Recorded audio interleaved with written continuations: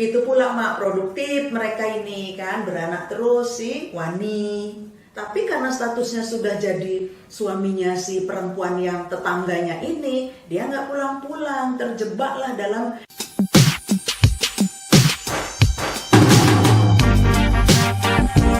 Assalamualaikum, halo Mak, apa kabar? Kami mau cerita ya Mak. Kali ini kisah tentang Wani dan Dedi, pasangan muda yang memilih menikah muda juga. Jadi di kampung itu masih banyak Mak, anak-anak muda yang sebetulnya belum cukup matang ya untuk kawin, untuk menikah, tapi memilih menikah atas dasar cinta sama cinta. Karena nggak sekolah lagi, si Wani tamat SMP, Dedi juga tamat SMP, memilih untuk segera menikah karena alasan cinta. Kedua orang tuanya takut nanti terjadi apa-apa, daripada macam-macam bikin malu keluarga, ya udahlah mereka mau nikah ya dinikahkan aja. Tapi sebetulnya masih muda karena waktu menikah umurnya masih 20 tahun. Si Wani 20 tahun, si Dedi 22 tahun. Keduanya, Wani dan Dedi, sama-sama belum punya pekerjaan tetap sebetulnya. Si Dedi kerja sebagai buruh harian lepas di perkebunan kelapa sawit milik perusahaan swasta di sekitar desanya. Gitulah Mak, rata-rata orang kampung yang tinggalnya di sekitar perkebunan, BHL lah kerja orang itu. Kalau mau jadi karyawan tetap di perkebunan juga sulit, apalagi nggak tamat SMA. Jadi hanya sebagai BHL yang masa depannya tergantung dengan kontraktor penyedia jasa buruh harian lepas. Kalau kontraknya habis, habislah kerjaan sebagai BHL. Tapi nekat juga orang itu untuk menikah. Awalnya kehidupan rumah tangga mereka ya biasa-biasa aja, maksudnya bahagialah gitu kan, nggak ada huru hara macam-macam. Tapi secara ekonomi sulit, mereka sulit kali. Apalagi ketika perusahaan suatu hari mengurangi tenaga kerja. Jadi yang kena pengurangan otomatis BHL. Nggak mungkin karyawan tetap kan Mak. Nah kenalah si Dedi ini pengurangan tenaga kerja, pengurangan tenaga BHL, buruh harian lepas. Sementara si Wani nggak punya pekerjaan yang bisa diandalkan untuk membantu ekonomi atau menambah pendapatan ekonomi dari si Dedi suaminya. Susah lah orang itu Mak, nggak ada penghasilan. Sementara di tahun keempat rumah tangga mereka, anaknya 3, 1 tahun 1 lahir. Itu pula Mak, produktif mereka ini kan, beranak terus si Wani.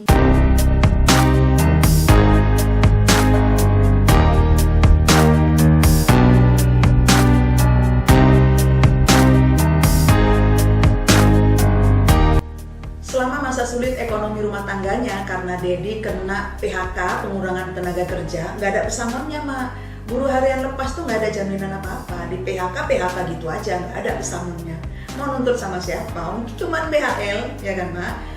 Susah kali lah hidup mereka secara ekonomi. Nggak ada penghasilan dari mana-mana, kecuali dari bantuan kedua orang tua mereka masing-masing. Si Wani dapat bantuan dari mamanya, dari keluarganya, si Dedi juga begitu.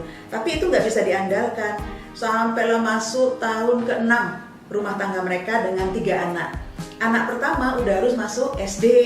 Nah, biaya sekolahnya nambah kan, biaya pengeluarannya nambah untuk membiayai anaknya yang udah masuk SD. Kan perlu beli baju seragam meskipun SD-nya di negeri. Tambahlah biaya bensin untuk ngantar anaknya ke sekolah, tambah kebutuhan ekonomi. Sementara Dedi nggak atau belum dapat pekerjaan. Sehingga Wani kemudian berusaha mencari penghasilan untuk rumah tangganya dengan berjualan makanan ringan. Dia jualan bikin keripik gitu Mak, terus keripiknya dititipkan dari warung ke warung. Tapi seberapalah penghasilan itu kan? Jadi sulit kali kehidupan ekonomi mereka, sedih, kehidupannya susah, kadang-kadang nggak punya beras untuk masak. Tapi mau ngomong sama orang tuanya malu kan, ditutup-tutupilah kesulitan ekonomi mereka.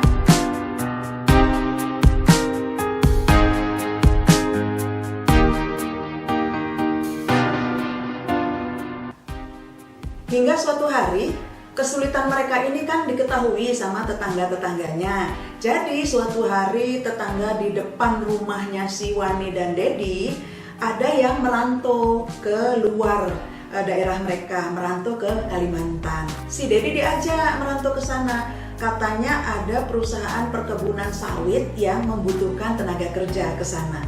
Dalam situasi sulit, nggak punya penghasilan, ya Dedi berembuk lah sama si Wani. Ini gimana, boleh nggak aku merantau ke Kalimantan?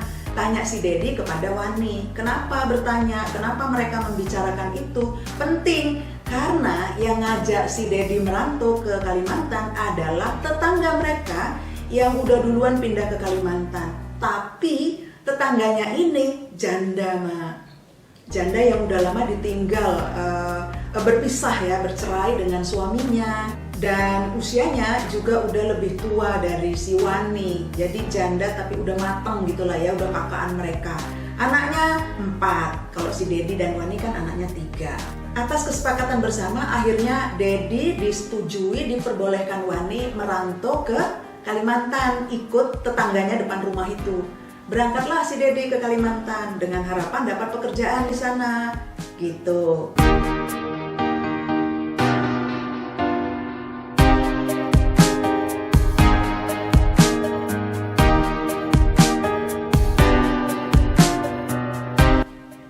Satu tahun pertama di perantauan, Dedi masih rutin setiap bulan kirim uang belanja untuk Wani. Kirim uang belanja, 1 tahun pertama masih rutin ngirim uang belanja. Tapi masuk tahun kedua, Dedi mulai jarang ngirim uang belanja. Jarang pulang juga. Nah, kalau tahun pertama dia 2 bulan sekali atau 3 bulan sekali pulang, menjenguk anak-anaknya, nengok istrinya si Wani kan, bawa uang belanja. Tahun kedua mulai jarang pulang dan mulai jarang ngirim uang belanja. Si Wani mulai tanda tanya dan gelisah, ada apa dengan si Dedi, gitu kan? Sampai tahun ketiga, Dedi nggak pulang juga. Tahun pertama masih pulang, tahun kedua jarang pulang, tahun ketiga udah nggak pulang lagi dan nggak pernah ngirim uang belanja. Ya jadi tanda tanya kan sama si Wani. Ada pertanyaan, ada kecurigaan, ada ketakutan. Karena nggak kunjung ada kabar, ini peristiwanya Mak belum ada HP kayak sekarang bisa telepon-teleponan, nggak bisa.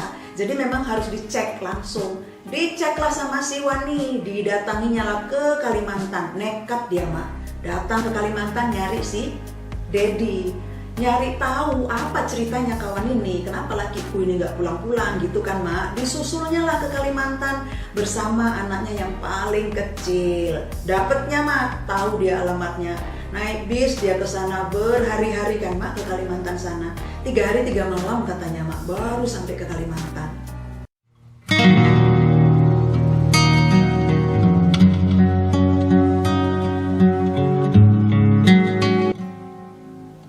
Sampai di perkebunan di pedalaman pulau Kalimantan sana Mak, kaget si Wani.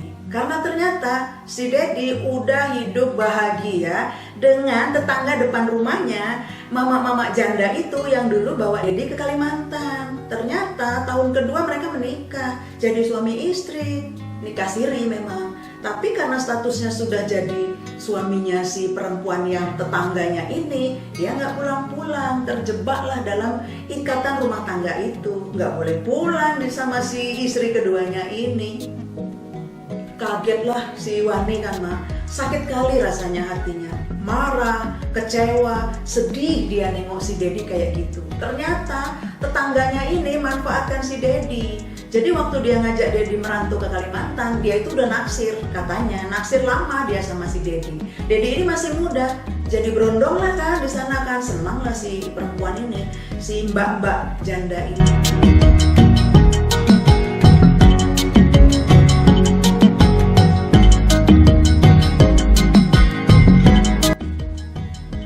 Sedih, hancur, kecewa, marah, segala macam perasaan berkecamuk dalam hati si Wani. Dia nggak ngerti harus bilang apa, tapi ditumpahkan yang kemarahan. Dia bilang sama perempuan itu yang namanya Tum, Mbak Tum. Dia bilang, tega kali kau ya Mbak, ternyata kau ngajak suamiku merantau ke sini karena kau naksir sama lakiku, kata dia. Si Tum, Mbak Tum itu diam aja, nggak bisa cakap juga dia, nggak berani ngomong macem-macem. Tapi dia tetap gak rela kan membiarkan istrinya pulang sama Wani, balik sama Wani gitu. Dan di sana dia sudah punya 1 anak sama si Mbak Tum itu.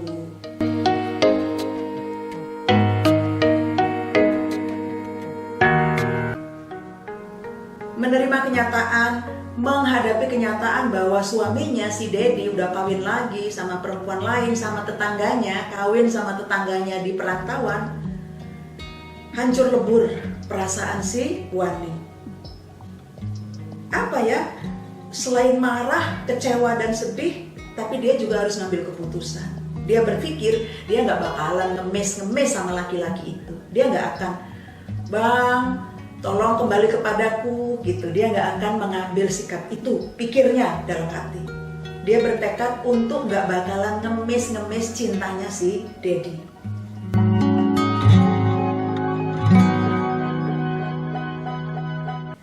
Ya udah, dia bilang, "Oke, kalau gitu, kalau memang ternyata di perantauan ini kau udah kawin lagi dan kawin sama tetangga kita, ya sudah. Kalau menurutmu dia lebih bagus dari aku, ya udah apa boleh buat. Tapi kau urus dulu perceraian kita. Kita cerai dulu lah, karena aku pun mau kawin lagi juga. Kau pikir cuman kau aja laki-laki yang bisa jadi lakiku?" Kata si Wani dengan hati yang sebetulnya dongkol ya, marah dan frustasi gitu. Tapi dia kemudian memutuskan untuk cerai.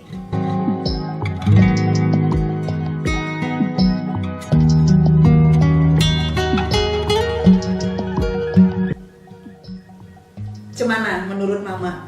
Itulah yang dihadapi oleh Wani. Jadi di kampung-kampung, Mak, banyak Mak kasus-kasus kayak gini. Kalau ini kami ceritakan karena sebetulnya ada banyak pembelajaran. Apa itu? Antara lain kawin muda, kerjaan belum pasti gitu ya, harus menafkahi, ngasih makan anak, ngasih makan istri. Modal cinta aja nggak cukup. Ada banyak kali kasus-kasus penelantaran rumah tangga. Kawin nggak bisa nafkahi, merantau di perantauan sana, selingkuh, kawin lagi sama perempuan lain. Sementara anak dan istri ditinggal gitu aja. Jadi kalau angka perceraian tinggi di kampung-kampung itu biasa. Karena kayak gini kasusnya, banyak orang yang menikah muda, belum matang, belum dewasa. Dan satu lagi, banyak juga pasangan suami istri yang ketika menikah tuh nggak punya surat nikah. Karena nikah siri. Dan pada mau perempuan-perempuan itu dinikahi secara siri. Walaupun nikah siri menyebabkan perempuan lain jadi janda lagi. Itu yang menyebabkan angka perceraian tinggi, angka nikah siri juga tinggi, pendek berpikirnya, ya kan Mak?